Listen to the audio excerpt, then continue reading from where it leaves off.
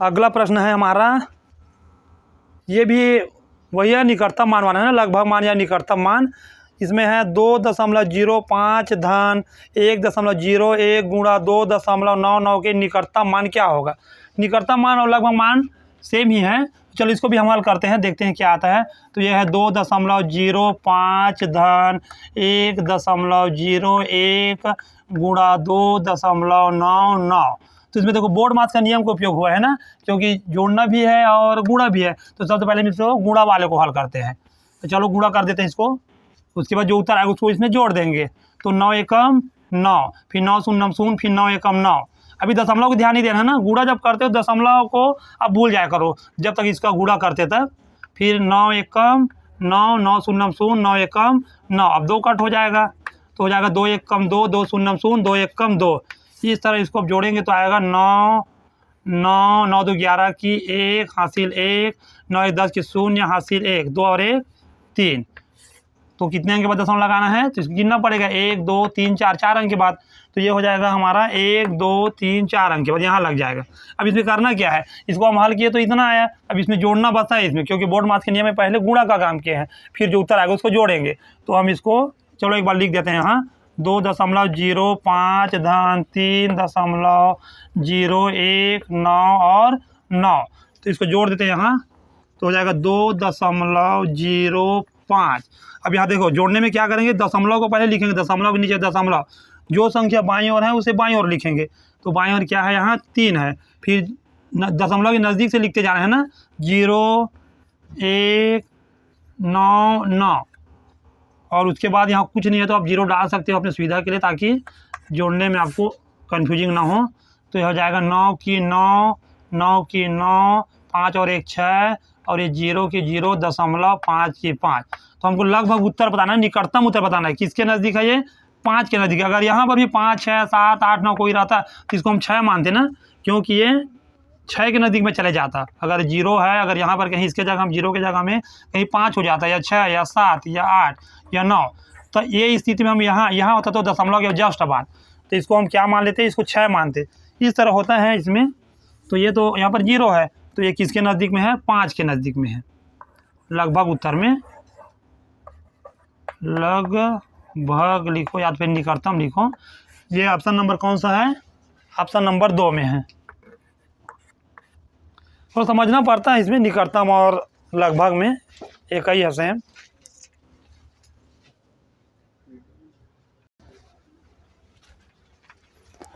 Hello प्यारे बच्चों, BSS Shankar sir Navodaya में स्वागत है। आज हम एक महत्वपूर्ण दशमलव का प्रश्न लेके आए हैं। तो प्रश्न है 93.40 को 0.015 से भाग देने पर लगभग उत्तर क्या होगा। तो इसमें लगभग उत्तर ज्ञात करना है ना। उत्तर इसमें हम जब इसको हम हल करेंगे तो इसमें हमारा हल में उत्तर बराबर नहीं आएगा, तो लगभग उत्तर हमको पता करना है। तो चलो हल करके देखते हैं। तो ये है 93.40 को 0.05 से भाग देने पर बोल रहा है ना। तो चलो इसको हम भाग देके देखते हैं। तो ये हुआ भाग का चिन्ह, 0.015 से भाग देना है। तो भाग हम किस तरह देते हैं, दशमलव वाला को हम बटे के रूप में करके भाग देते हैं। चलो हम इसको बटे में ले लेते हैं। तो ये होगा 93.40 और बटा के रूप में, तो ये आ जाएगा फिर। तो यह 0.015 इस तरह होता है ना। अब देखो अब इसमें दशमलव कैसे हटाते हैं, ये नीचे का दशमलव ऊपर में हटेगा। तो इसके लिए दशमलव के जगह हम 1 लेंगे, और 1 2 3 अंक है तो 3 0 लेंगे। इसका दशमलव यही नहीं हटाना है ना, नीचे वाले का दशमलव ऊपर में हटाना है। मतलब हर वाले का ऊपर में अंश में हटाना है, और ऊपर का नीचे में हटाना, बस यही होता है इसमें मेन दशमलव हटाने में। तो ये दशमलव की जगह में और 2 अंक है तो 2 0। अब इसका दशमलव हट गया, तो यहाँ हमको क्या संख्या मिला है। चलो इसको एक बार फिर से लिख देते हैं। तो यहाँ 93,9,340 हुआ, और बटे में हो जाएगा 15 बस, क्योंकि शुरू में 0 0 बचा है तो इसका तो कोई वैल्यू नहीं होता है। तो ये 15 हो गया, और गुणा में क्या बचेगा, यहाँ का देखो काट देते हैं ना, छोटा कर देते हैं। 1 0 1 0 1 0 1 0, तो यहाँ बचा आपका 10। अब इसको आप चाहो तो बड़ा कर सकते हो गुणा करके। चलो कर देते हैं गुणा करके बड़ा। तो 9,340 एक कम 9340 और एक जीरो डाल दो।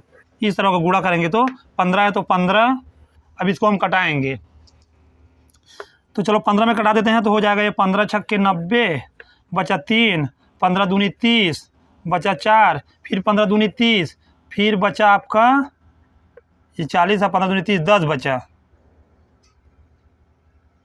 15 छक्के 90, 3 बचा, 15 दूनी 30, 15 दूनी 30 तो बचा ये आपका 4, फिर 15 दूनी 30 तो फिर यहाँ बचेगा 10, फिर आ जाएगा आपका 15 छक्के 90। इस तरह आएगा इसका हल। अब आगे दशमलव में उत्तर आएगा ना, तो दशमलव हमको नहीं लेना है क्योंकि लगभग उत्तर बताना है हमको, तो हमको दशमलव के आगे नहीं लेना है। तो चलो इसको हम देख देते हैं कितना आ रहा है। तो ये हुआ 6226। अब इधर दशमलव है, दशमलव के बाद की संख्या को हमको नहीं लेना है, तो किसके आसपास है 6226। तो ऑप्शन में देखते हैं, ये तो 0.6 है, 60 है, 600 है, 6000 है, तो इसमें भी 6000 बोल रहे हैं ना, तो ये 6000 के आसपास है, तो इसलिए इसको हम ले देंगे 6 और ये 3 अंक है तो 3 जीरो। अब देखो यहीं कहीं यहाँ कहीं 5 हो जाता तो इसको हमको 7 मानना पड़ता ना, ये नियम होता है दशमलव वाले संख्या और लगभग उत्तर में। तो ये हमारा 6000 जो कि ऑप्शन नंबर 4 में है।